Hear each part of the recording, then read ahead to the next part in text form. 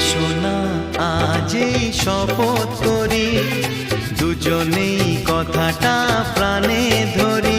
কোনোদিন কাউকে এই মন তোমাকে ছাড়া ভালোবাসবে না।